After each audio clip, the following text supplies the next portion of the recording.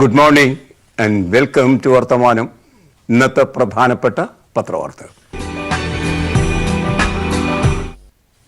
യുദ്ധം അതിൻ്റെ സ്വാഭാവിക അന്ത്യത്തിലേക്ക് നീങ്ങുകയാണ്. യുദ്ധമെന്ന് പറഞ്ഞുകൂടാ, യുദ്ധഭീഷണി.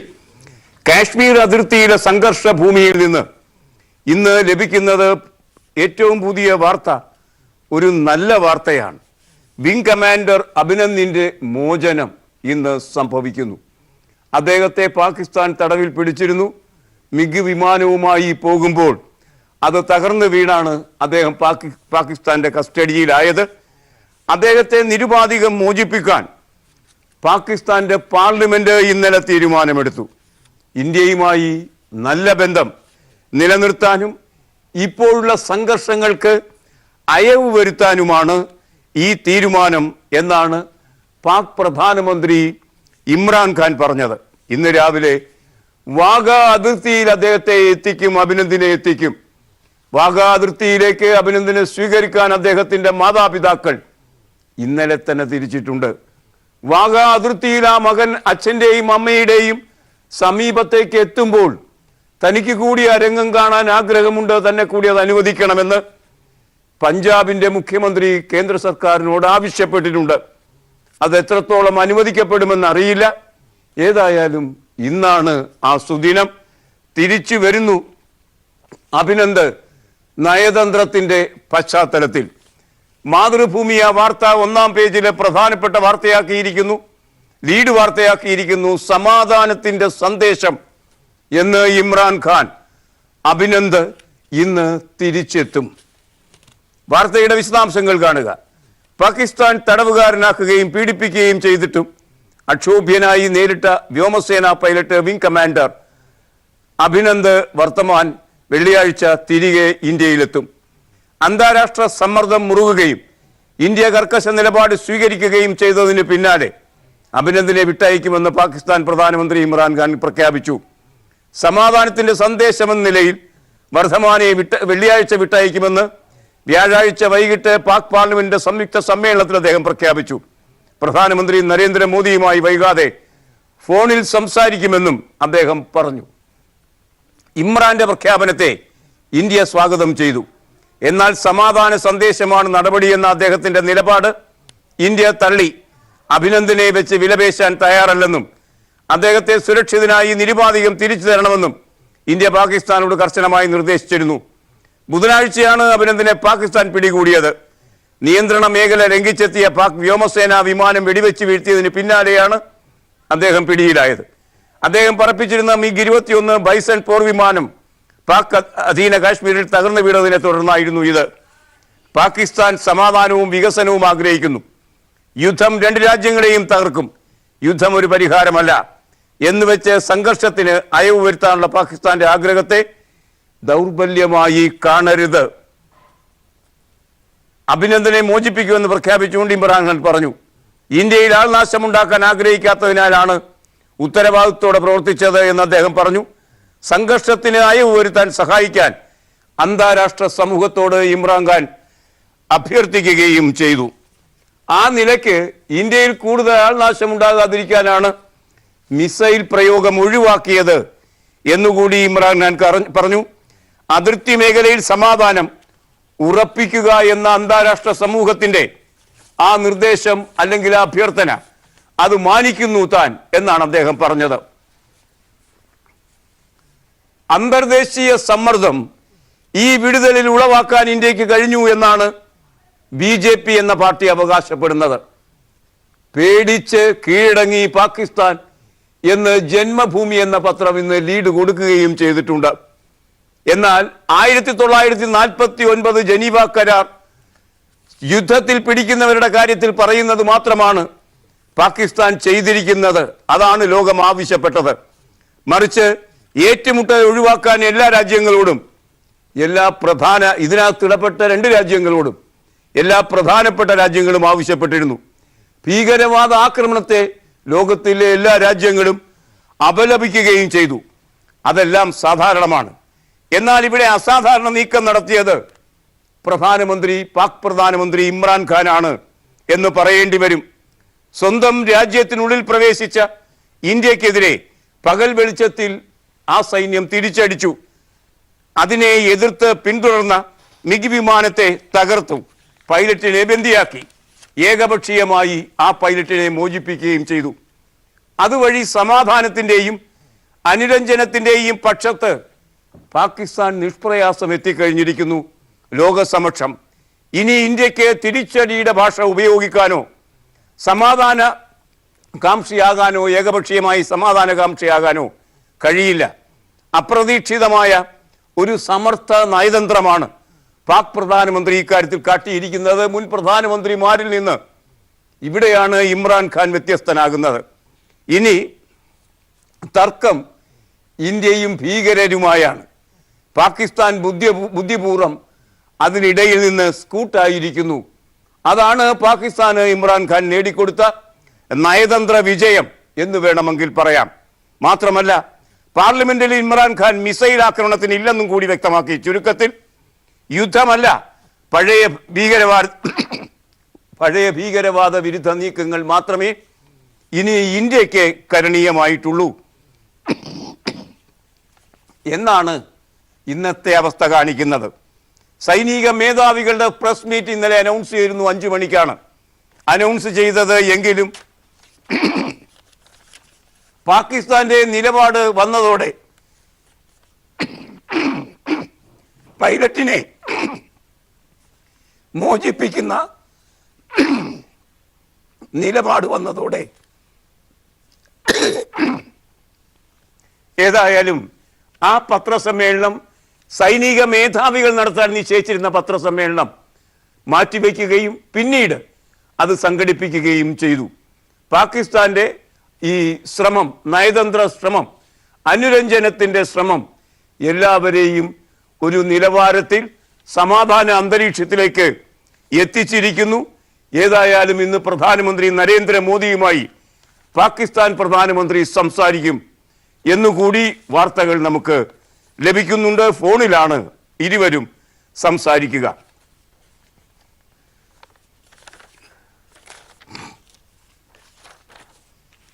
ഇന്ന് മാതൃഭൂമിയുടെ 1-ാം പുറം തരുന്ന മറ്റൊരു പ്രധാനപ്പെട്ട വാർത്ത, മസൂദ് അസഹറിനെ വിലക്കാൻ UN-ൽ പ്രമേയം വരുന്നു.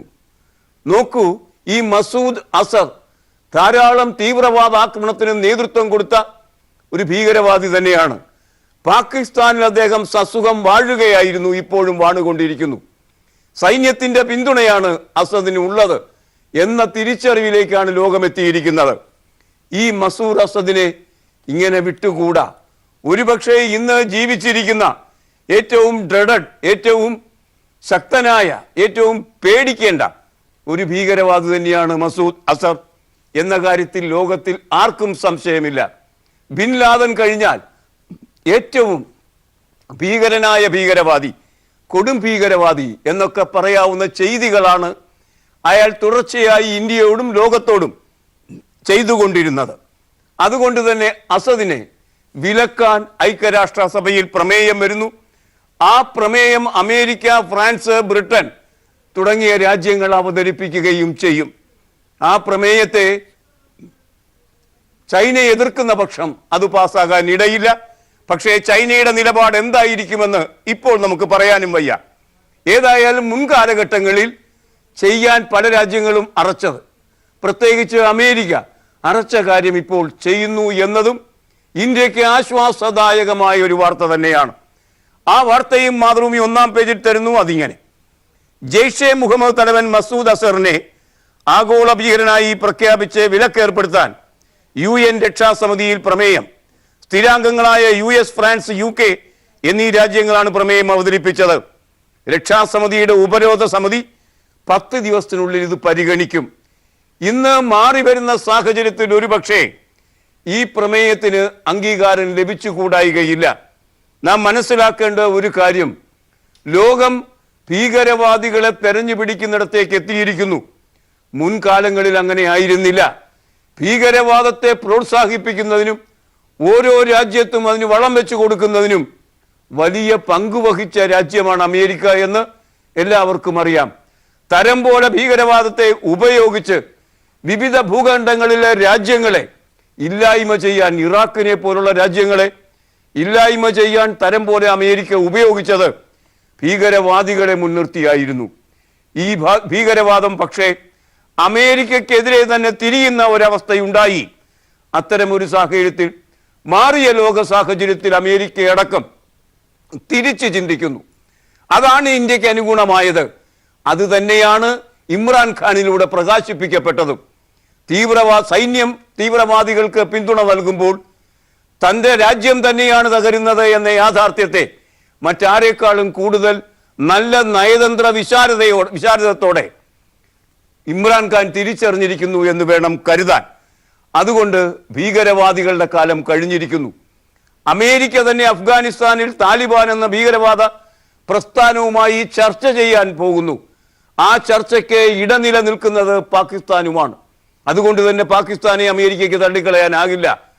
ആ നിലയ്ക്ക് ലോക നിലവാരത്തിൽ വന്ന മാറ്റങ്ങൾ മസൂദ് അസർ തിരിച്ചറിയുന്നില്ല എങ്കിൽ അയാൾക്ക് ആഗോള യാത്ര നടത്താനുള്ള അവസരം നഷ്ടപ്പെടും, ഒരുപക്ഷെ പിടിക്കപ്പെടുകയും ചെയ്യും. ആ സാഹചര്യവും ഇന്ത്യക്ക് ഇപ്പോൾ അനുകൂലമായിരിക്കുന്നു എന്ന യാഥാർത്ഥ്യവും നാം നോക്കിക്കാണേണ്ടതുണ്ട്. F-16 എന്ന വിമാനം പാകിസ്ഥാൻ ഉപയോഗിച്ചില്ല എന്നും അതുകൊണ്ട് തന്നെ അതിർത്തി കടന്ന അത്തരം ഒരു വിമാനം വന്നിട്ടില്ലെന്നും പാകിസ്ഥാൻ വാദിച്ചു എങ്കിലും ആ വാദം കള്ളമാണ് എന്ന് പാകിസ്ഥാനെ നമ്മുടെ മേധാവികൾ, പട്ടാള മേധാവികൾ കാണിച്ചു കൊടുത്തു ഇന്നലത്തെ പത്രസമ്മേളനത്തിൽ. ആ വാർത്ത മലയാള മനോരമ 1-ാം പേജിൽ തരുന്നു. പാക് വാദം പൊളിച്ച് ഇന്ത്യ, അത് F-16 വിമാനം തന്നെ. F-16 യുദ്ധവിമാനങ്ങൾ ഇന്ത്യൻ വ്യോമാതിർത്തി കടന്നില്ല എന്ന് പാക് വാദം ഖണ്ഡിച്ച് അവയുടെ സാന്നിധ്യം തെളിയിക്കുന്ന വിവരങ്ങൾ ഇന്ത്യൻ സേന പുറത്തുവിട്ടു. ഇന്ത്യയിൽ പതിച്ച advanced medium range air to air missile F-16 എന്ന വിമാനത്തിന്റെ സാന്നിധ്യം സ്ഥിരീകരിച്ചു. US നിർമ്മിത മിസൈലാണ് ഇത്. ഉപയോഗിക്കാൻ US നിർമ്മിത F-16 മാത്രമേ സാധിക്കൂ. അതുകൊണ്ട് തന്നെ F-16 എന്ന ഫൈറ്റർ ഇങ്ങോട്ടേക്ക് അയച്ചിട്ടില്ല തങ്ങൾ എന്ന പാകിസ്ഥാന്റെ വാദം നുണയാണ് എന്ന് തെളിയിക്കാൻ ഇന്നലെ സൈനിക മേധാവികളുടെ പത്രസമ്മേളനം ഉപകരിച്ചു.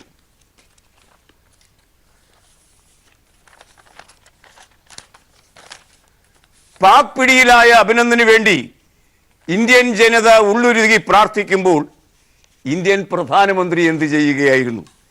ഇന്ത്യൻ പ്രധാനമന്ത്രി പലപ്പോഴും സന്നിഗ്ധ ഘട്ടങ്ങളിൽ വിവാദ പുരുഷനായി മാറാറുണ്ട്. ഇതിനു മുമ്പും ഇങ്ങനെ ഒരു സംഭവം ഉണ്ടായിട്ടുണ്ടല്ലോ.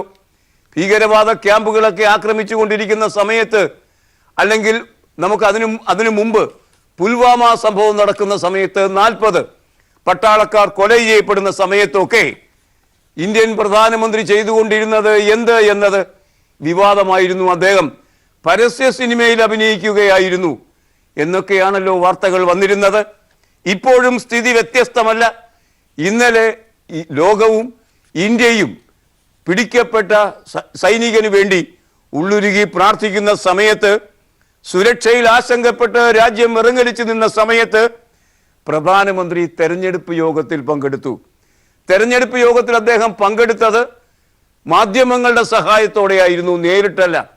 ഇന്ത്യയിൽ 1 കോടി പ്രവർത്തകരെയാണ്, BJP പ്രവർത്തകരെയാണ് ഇന്നലെ നമ്മുടെ ബിരുദൻ പ്രധാനമന്ത്രി അഭിസംബോധന ചെയ്തത് ദൃശ്യമാധ്യമങ്ങളിലൂടെ. ദേശാഭിമാനി 1-ാം പുറം ആ വാർത്ത തരുന്നു. സുരക്ഷയിൽ ആശങ്കപ്പെട്ട് രാജ്യം. അപ്പോൾ പ്രധാനമന്ത്രി തെരഞ്ഞെടുപ്പ് യോഗത്തിലായിരുന്നു. ബാക്കി എല്ലാ രാഷ്ട്രീയ പാർട്ടികളും യോഗങ്ങളും അവരുടെ മറ്റ് പരിപാടികളും ഒക്കെ നിർത്തിവെച്ച സമയത്ത് താൻ മാത്രം രാഷ്ട്രീയ പ്രചരണത്തിന് ഇറങ്ങിത്തിരിച്ചു. അതൊക്കെ ചെയ്തു കളയും നമ്മുടെ പ്രധാനമന്ത്രി. എന്തു ചെയ്യുമെന്ന് മുൻകൂട്ടി പറയാൻ കഴിയാത്തയാളാണ്. ദേശാഭിമാനിയുടെ ആ വാർത്ത, അതിൻ്റെ വിശദാംശങ്ങൾ, അതിലേക്ക് നമുക്ക് പോകാം ഒരു ചെറിയ പരസ്യ ഇടവേളയ്ക്ക് ശേഷം. പ്രധാനമന്ത്രി തെരഞ്ഞെടുപ്പ് യോഗത്തിൽ എന്ന ശീർഷകത്തിൽ തരുന്ന ആ വാർത്ത ദീർഘമായി തന്നെ ഇവിടെ വായിക്കാം. പാകിസ്ഥാന്റെ പിടിയിലായ വ്യോമസേന വിംഗ് കമാൻഡറുടെ സുരക്ഷയിൽ രാജ്യം ആശങ്കയിലാണ്ടപ്പോൾ തെരഞ്ഞെടുപ്പ് പ്രചരണത്തിൽ മുഴുകി പ്രധാനമന്ത്രി നരേന്ദ്രമോദി. അഭിനന്ദ് വർദ്ധമാൻ പിടിയിലായ 48 മണിക്കൂർ പോലും പിന്നിടുന്നതിന് മുമ്പാണ് BJPയുടെ ബൂത്ത് തല ഭാരവാഹികളുമായി സംവദിക്കാൻ മോഡി സമയം കണ്ടെത്തിയത്. പിടിയിലായ സൈനികനെ കുറിച്ച് സംവാദത്തിൽ പ്രധാനമന്ത്രി മൗനം പാലിച്ചു. ഇന്ത്യയും പാകിസ്ഥാനും തമ്മിലുള്ള സംഘർഷങ്ങളുടെ സാഹചര്യത്തിൽ പ്രതിപക്ഷ പാർട്ടികൾ എല്ലാ പരിപാടികളും റദ്ദാക്കിയിരിക്കുമ്പോഴാണ് പ്രധാനമന്ത്രി തെരഞ്ഞെടുപ്പ് പ്രചരണത്തിൽ മുഴുകിയത്. പുൽവാമയിൽ ഭീകരാക്രമണത്തിൽ 40 സൈനികർ വീരമൃത്യു വരിച്ചപ്പോൾ പ്രധാനമന്ത്രി തെരഞ്ഞെടുപ്പ് പരസ്യത്തിന്റെ ഷൂട്ടിങ്ങിലായിരുന്നു. സംഘർഷങ്ങൾ മുറുകിയ സമയത്ത് വിദേശയാത്രയ്ക്കും പ്രധാനമന്ത്രി സമയം കണ്ടെത്തി. കഴിഞ്ഞ ദിവസം രാജസ്ഥാനിൽ BJPയുടെ തെരഞ്ഞെടുപ്പ് റാലിയിലും മോഡി പങ്കെടുത്തു. ദില്ലിയിൽ ഇരുന്നാണ് രാജ്യത്തിന്റെ വിവിധ ഭാഗങ്ങളിലെ 1 കോടിയിലേറെ BJP ഭാരവാഹികളുമായി മോദി സംവാദം നടത്തിയത്. സ്വന്തം ബൂത്തുകൾ ശക്തമാക്കണം, സൈന്യത്തെ ഓർത്ത് അഭിമാനമാണ്, മോദി അങ്ങനെയാണ് സംവാദത്തിൽ പറഞ്ഞത്. സൈനികർ കസ്റ്റഡിയിലായതിനെ തുടർന്ന് സർക്കാരിനെതിരായ ചർച്ചകൾ പോലും പ്രതിപക്ഷം മാറ്റിവെച്ചിരുന്നു. ദില്ലിക്ക് സമ്പൂർണ്ണ പദവി ആവശ്യപ്പെട്ടുള്ള സമരം കേജ്രിവാളും മാറ്റിവെച്ചിരുന്നു. അങ്ങനെ രാഹുൽ ഗാന്ധിയും പ്രിയങ്ക ഗാന്ധിയും കേജ്രിവാളും മറ്റ് പാർട്ടി നേതാക്കളും ഒക്കെ അവരുടെ തെരഞ്ഞെടുപ്പ് പരമായ മീറ്റിങ്ങുകൾ മാറ്റിവെച്ച സമയത്ത് ആ ഗ്യാപ്പിൽ കയറി മോഡി ഗോളടിച്ചു കളഞ്ഞു. സാധാരണ ഒരു പ്രധാനമന്ത്രി തലത്തിലുള്ള ഒരാളിൽ നിന്ന് പ്രതീക്ഷിക്കാത്ത കാര്യം ആണത്. അങ്ങനെ അദ്ദേഹം ആ നിലയ്ക്ക് എത്തുമ്പോൾ ഇന്ത്യയിലെ 131 കോടി ജനങ്ങളെ വിസ്മരിച്ച് സ്വന്തം 1 കോടി ജനതയെ മാത്രം ഒരു പാർട്ടിക്കാരന്റെ നിലപാടത്തിലേക്ക് മോദി തരം താണു. 1 കോടി ജനതയോട് മാത്രമാണ് അദ്ദേഹത്തിന് പ്രിയമെന്ന് തെളിയിച്ചു. അവരോട് അദ്ദേഹം സംസാരിക്കുന്നത് ദൃശ്യമാധ്യമങ്ങളിൽ കൂടി ഇന്ത്യ കണ്ടു. മലയാളത്തിലെ 1ഉം 2ഉം 1ാം സ്ഥാനത്തും 2ാം സ്ഥാനത്തും നിൽക്കുന്ന ദൃശ്യമാധ്യമങ്ങൾ ദീർഘനേരം ഇത് പ്രദർശിപ്പിക്കുകയുണ്ടായി. ആ പ്രദർശനത്തിൽ എന്തിനാണ് അവർ ചെയ്തത് എന്നൊന്നും അറിഞ്ഞുകൂടാ. ഏതായാലും അങ്ങനെ പ്രദർശിപ്പിക്കുന്ന സമയത്ത് ഓരോ ഭാഗത്തെ ആളുകളെയും പ്രവർത്തകരെയും മോദി കാണുന്നു. പ്രവർത്തകരോട് ഒരു പ്രവർത്തകൻ ചോദിക്കുന്നു എന്താണ് താൻ ചെയ്യേണ്ടത് എന്ന്. മോദി ഉടനെ മറുപടി പറയുന്നു, നിങ്ങൾ നിങ്ങളുടെ അയൽവാസികളായ 10 പേരുമായി നല്ല ബന്ധം പുലർത്തണം. ആ 10 ദിവസം കൊണ്ടുള്ള സൗഹൃദത്തിന്റെ പശ്ചാത്തലത്തിൽ BJPക്ക് വോട്ട് ചെയ്യാൻ ആവശ്യപ്പെടുകയും വേണം. ഇതിൽ പരം വോട്ട് രാഷ്ട്രീയം കളിക്കാൻ ഏത് പ്രധാനമന്ത്രിക്കാണ് കഴിയുക? അതാണ് ഇന്നലെ നാം കണ്ടത്. അദ്ദേഹം പ്രധാനമന്ത്രി അല്ലാതാവുകയും ഒരു പ്രചാരകനായി അധപ്പതിക്കുകയും ചെയ്തു. ഒരു നല്ലയാളാണോ ഈ പ്രധാനമന്ത്രി എന്ന് ആലോചിക്കേണ്ടി വരും. ഏതായാലും എംബ്രാൻ അല്പം കട്ടുപുജിച്ചാൽ അമ്പലവാസികളൊക്കെ കക്കുമല്ലോ. ഇന്ന് ദേശാഭിമാനിയുടെ 1ാം പുറം തരുന്ന ഒരു വാർത്ത കൂടിയുണ്ട്. ആ വാർത്ത മോദിയുടെ പാത പിന്തുടരുന്ന യെദിയൂരപ്പയെ സംബന്ധിച്ച വാർത്തയാണ്. മോദി പ്രസംഗിച്ച് രാഷ്ട്രീയം കളിച്ചപ്പോൾ യെദിയൂരപ്പ പറയുന്നത് കാണുക. ബാലാക്കോട്ട് ഭീകരതാവളം വ്യോമസേന നശിപ്പിച്ചതോടെ രാജ്യത്ത് മോദി തരംഗമാണെന്നും കർണാടകത്തിൽ BJP 28ൽ 22 ലോക്സഭാ സീറ്റിലും വിജയിക്കുമെന്നും BJP നേതാവ് BS യെദിയൂരപ്പ. പാകിസ്ഥാനിൽ നടത്തിയ ആക്രമണം യുവാക്കളെ ആവേശഭരിതരാക്കി. ഇതിന്റെ ഫലം വരുന്ന തെരഞ്ഞെടുപ്പിൽ കാണാം. രാഷ്ട്രീയ അന്തരീക്ഷം ഓരോ ദിവസവും BJPക്ക് അനുകൂലമാവുകയാണ്. യെദിയൂരപ്പ അങ്ങനെയാണ് വിചാരിക്കുന്നത്. തന്റെ നഷ്ടയശസ്സും പ്രതാപവും പ്രതിച്ഛായയും വീണ്ടെടുക്കാൻ കഴിയും മോദിക്ക് ഈ യുദ്ധത്തിലൂടെ. യുദ്ധം പ്രതിച്ഛായ വീണ്ടെടുക്കൽ ആണ് എന്ന് യെദിയൂരപ്പ തിരിച്ചറിഞ്ഞിരിക്കുന്നു എന്ന് മാത്രമല്ല, 28 സീറ്റുകളിൽ 22 സീറ്റും കിട്ടും. 6 സീറ്റുകൾ എന്തിനു വെറുതെ കൈയൊഴിഞ്ഞു, അതും കൂടി കിട്ടും എന്ന് പറയാമായിരുന്നില്ലേ യെദിയൂരപ്പയ്ക്ക് എന്ന് തോന്നും ഈ വാർത്തകൾ വായിച്ചാൽ. ആ നിലയ്ക്ക് യെദിയൂരപ്പ മാത്രമല്ല, മറ്റാളുകളും ഇതുമായി ബന്ധിപ്പിച്ച് അങ്ങനെ തന്നെ സംസാരിച്ചിട്ടുണ്ട്. അമിത്ഷാജിയും വെറുതെ ഇരുന്നില്ല.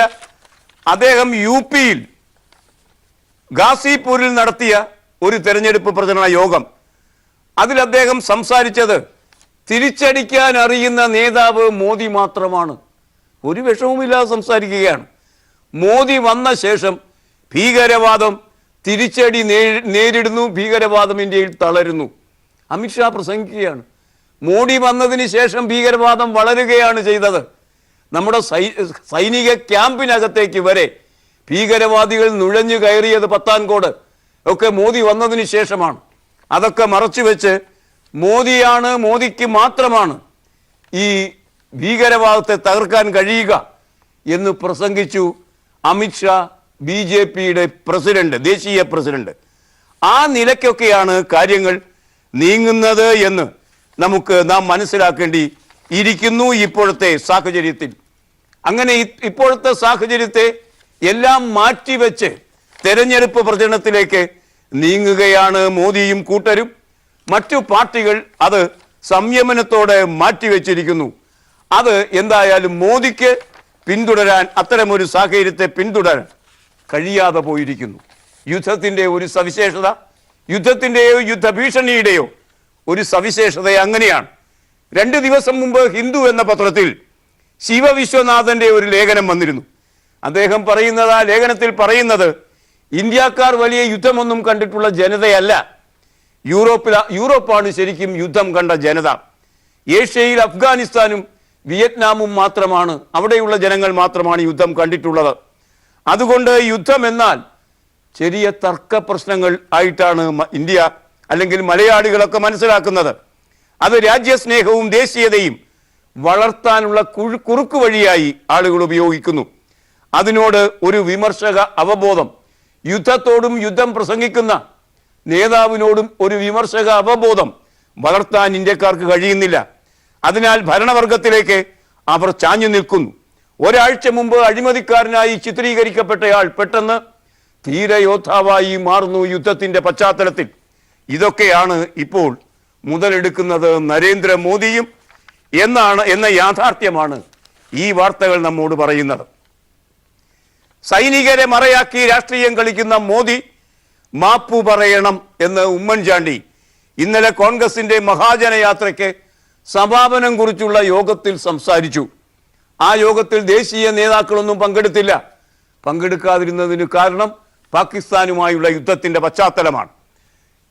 ഉമ്മൻചാണ്ടി പറഞ്ഞത് കാണുക, രാജ്യം വെല്ലുവിളി നേരിടുന്ന അതീവ സുരക്ഷാ സാഹചര്യത്തിൽ പോലും സൈനികരെ മറയാക്കി രാഷ്ട്രീയം കളിക്കുന്ന പ്രധാനമന്ത്രി നരേന്ദ്രമോദി രാജ്യത്തെ ജനങ്ങളോട് മാപ്പ് പറയണമെന്ന് അദ്ദേഹം പറഞ്ഞിരിക്കുന്നു. ഇന്ന് മംഗളം പത്രം തരുന്ന ഒരു വാർത്ത, യുദ്ധവുമായി ബന്ധിപ്പിച്ച വാർത്ത ഒക്കെ ഒഴിച്ചാൽ തരുന്ന കൗതുകകരമായൊരു വാർത്തയുണ്ട്. ആ വാർത്ത പന്തളം രാജകുടുംബാംഗം മത്സരിക്കുക തന്നെ ചെയ്യും വരുന്ന തെരഞ്ഞെടുപ്പിൽ. മത്സരിക്കുന്നത് പ്രവാസി നിവാസി പാർട്ടിയുടെ സ്ഥാനാർത്ഥിയായിട്ടാണ്. അങ്ങനെ ഒരു പാർട്ടിയുടെ പേര് തന്നെ നാം ആദ്യമായാണ് കേൾക്കുന്നത്. മംഗളമോട് അവസാന പുറത്ത് ആ വാർത്ത തരുന്നത് കാണുക. പ്രവാസി നിവാസി പാർട്ടി ആദ്യമായി ഈ തെരഞ്ഞെടുപ്പിൽ സ്ഥാനാർത്ഥികളെ നിർത്തുന്നു. തിരുവനന്തപുരം ലോക്സഭാ മണ്ഡലത്തിലെ സ്ഥാനാർത്ഥി പന്തളം രാജകുടുംബാംഗമായ മകം തിരുനാൾ കേരളവർമ്മയായിരിക്കും എന്നും വാർത്ത പറയുന്നു. 8 നീലെ പൊട്ടാൻ സാധ്യതയുള്ള ആൾ തന്നെയാണ് അദ്ദേഹം. കാരണം നമ്മുടെ തിരുവിതാംകൂർ രാജാവ് നിന്നിട്ട് തോറ്റുപോയ സ്ഥലമാണത്. ആദിവാസികളെ താൽക്കാലികമായെങ്കിലും ഒഴിപ്പിക്കുന്നില്ല. സുപ്രീം കോടതി ഒഴിപ്പിക്കൽ ഉത്തരവിന് സ്റ്റേ നൽകിയിരിക്കുന്നു. വാർത്ത സിറാജ് ഒന്നാം പുറത്ത് തരുന്നത് കാണുക. രാജ്യത്തെ വിവിധ സംസ്ഥാനങ്ങളിൽ നിന്നായി 11 ലക്ഷത്തോളം ആദിവാസി കുടുംബങ്ങളെ വനപ്രദേശങ്ങളിൽ നിന്ന് ഒഴിപ്പിക്കണമെന്ന ഉത്തരവ് സുപ്രീം കോടതി സ്റ്റേ ചെയ്തു. ആദിവാസികളെ വനപ്രദേശങ്ങളിൽ നിന്ന് ഒഴിപ്പിക്കണമെന്ന ഫെബ്രുവരി 13 ഉത്തരവ് സ്റ്റേ ചെയ്യണമെന്നാവശ്യപ്പെട്ട് കേന്ദ്ര സർക്കാർ നൽകിയ ഹർജി പരിഗണിച്ച് ജസ്റ്റിസ് അരുൺ മിശ്ര അധ്യക്ഷനായ ബെഞ്ചാണ് ഉത്തരവ് നൽകിയിരിക്കുന്നത്. ആദ്യഘട്ടത്തിൽ സുപ്രീം കോടതിയിൽ ഈ കേസ് വന്നപ്പോൾ ആ സമയത്ത് കേന്ദ്ര സർക്കാരിന്റെ വക്കീൽ അറ്റോർണി ജനറൽ മിണ്ടാതെ ഇരിക്കുകയായിരുന്നു. അതും സുപ്രീം കോടതി സൂചിപ്പിച്ചിരുന്നു. ചർച്ച് ബില്ലിനെ സംബന്ധിച്ച് ഭിന്നാഭിപ്രായം വന്നിരിക്കുന്നു. ദീപിക എന്ന പത്രം ഒന്നാം പുറത്ത് സചിത്രമായി ആ വാർത്ത തരുന്നത് കാണുക. ചർച്ച് ബിൽ സ്വീകാര്യമല്ല. 7ഓളം ക്രൈസ്തവ സഭകൾ ഒന്നിച്ചാവശ്യപ്പെടുന്നു കേരള സർക്കാരിനോട്. സംസ്ഥാന നിയമസഭ പരിഷ്കരണ കമ്മീഷൻ കേരള സർക്കാരിന് സമർപ്പിച്ച ചർച്ച് പ്രോപ്പർട്ടി ബിൽ 2019 കേരള ക്രൈസ്തവ സഭയ്ക്ക് സ്വീകാര്യമല്ല എന്ന് വിവിധ ക്രൈസ്തവ സഭകൾ ബിൽ പിൻവലിക്കണമെന്ന് ചങ്ങനാശ്ശേരി ആർച്ച് ബിഷപ്സ് ഹൗസിൽ ചേർന്ന 8 ക്രൈസ്തവ സഭാ വിഭാഗങ്ങളുടെ മെത്രാന്മാരുടെയും പ്രതിനിധികളുടെയും അൽമായ പ്രമുഖരുടെയും സംയുക്ത സമ്മേളനം ആവശ്യപ്പെട്ടിരിക്കുന്നു എന്നാണ് ഈ വാർത്ത നമ്മോട് പറയുന്നത്. സാധാരണഗതിയിൽ പോലീസുകാരാണ് പ്രതികളെ അല്ലെങ്കിൽ പ്രതിസ്ഥാനത്ത് വരുന്നവരെ മർദ്ദിക്കുന്നത്.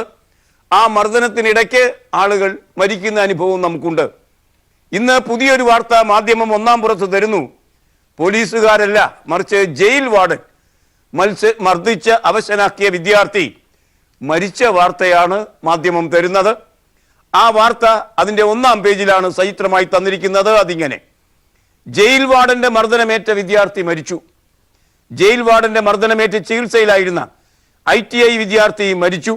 തേവലക്കര അരിനെല്ലൂർ ചിറക്കാലക്കോട്ട് കിഴക്കേതിൽ രാധാകൃഷ്ണപിള്ളയുടെയും രജനിയുടെയും മകൻ രഞ്ജിത്ത് 18 വയസ്സാണ് മരിച്ചത്. കൊല്ലം ജില്ലാ ജയിൽ വാർഡൻ വിനീതിനെതിരെ പോലീസ് കേസെടുക്കുകയും ചെയ്തിരിക്കുന്നു. വേനലെത്തി, അതുകൊണ്ട് തന്നെ വെയിലത്ത് ജോലി ചെയ്തുകൂടാ എന്ന് സർക്കാർ പറയുന്നു. കേരള കൗമുദി ഒന്നാം പുറത്ത് വാർത്ത തരുന്നു. 3 മണിക്കൂർ വെയിലത്ത് ജോലി വിലക്കി. ചൂട് ക്രമാതീതമായി കൂടിയ സാഹചര്യത്തിൽ 2 മാസത്തേക്ക് ഉച്ചയ്ക്ക് 12 മുതൽ 3 മണി വരെ വെയിലത്ത് ജോലി ചെയ്യുന്നത് വിലക്കി ലേബർ കമ്മീഷണർ ഉത്തരവിറക്കി. വോട്ടാണ് വരുന്നത്, വോട്ടിൻ്റെ കാലമാണ് വരുന്നത്. വോട്ട് ചെയ്യാൻ ഇനി ബൂത്തുകളിൽ നിന്നോ അല്ലെങ്കിൽ മറ്റ് ഔദ്യോഗികമായി തന്നെ ലഭിക്കുന്ന സ്ലിപ്പ് മാത്രം പോരാ എന്ന് കേരള കൗമുദിയുടെ 1-ാം പേജ് വാർത്ത പറയുന്നു. ശ്രദ്ധിക്കേണ്ട ഒരു വാർത്തയാണത്. ബൂത്ത് തല ഓഫീസർമാർ വിതരണം ചെയ്യുന്ന ഫോട്ടോ പതിച്ച വോട്ടേഴ്സ് സ്ലിപ്പ് മാത്രം ഉപയോഗിച്ച് ഇനി വോട്ട് ചെയ്യാനാകില്ല. ഇതിനൊപ്പം തെരഞ്ഞെടുപ്പ് കമ്മീഷൻ അംഗീകരിച്ച 12 തിരിച്ചറിയൽ രേഖകളിൽ ഏതെങ്കിലും ഒന്ന് ഹാജരാക്കണമെന്ന് തെരഞ്ഞെടുപ്പ് കമ്മീഷൻ അറിയിച്ചിരിക്കുന്നു. അത് ശ്രദ്ധിച്ചാണ് ചെയ്യേണ്ടത് എന്ന കാര്യവും ഈ വാർത്തയിൽ കേരള കൗമുദി നമ്മോട് പറയുന്നു. ഇനി ഇന്നത്തെ ചിത്രം. ഇന്ന് പത്രങ്ങൾ നമുക്ക് തരുന്ന, എല്ലാ പത്രങ്ങളുമല്ല, ഒരു പത്രം കേരള കൗമുദി തരുന്ന ഒരു നല്ല വാർത്ത, മലയാള സിനിമയുടെ സ്വന്തം ജഗതി ചിരിയുടെ തമ്പുരാൻ വീണ്ടും ക്യാമറയ്ക്ക് മുന്നിലെത്തി എന്നതാണ്. ഒരു പരസ്യ ചിത്രത്തിന്റെ ഷൂട്ടിലാണ് അതിരപ്പള്ളിയിൽ ജഗതി ക്യാമറയ്ക്ക് മുന്നിൽ വീണ്ടും എത്തിയത്. ഈ ചിത്രം കാണുക. ഇത് ജഗതിയാണ്. 7 വർഷങ്ങൾക്ക് ശേഷം ഒരു പരസ്യ ചിത്രത്തിൽ അഭിനയിക്കാൻ ജഗതിയും കുടുംബവും അതിരപ്പള്ളിയിൽ എത്തിയപ്പോൾ ക്യാമറയ്ക്ക് മുന്നിൽ എത്തിയ ജഗതിയുടെ ചിത്രം ഇന്ന് മാതൃഭൂമി അതിൻ്റെ നഗരം പുറം പേജിൽ തന്നിരിക്കുന്നു. ഈ ചിത്രത്തോട് ഇന്നത്തെ വർത്തമാനം സമാപിക്കുകയാണ്. Have a nice weekend. Good bye.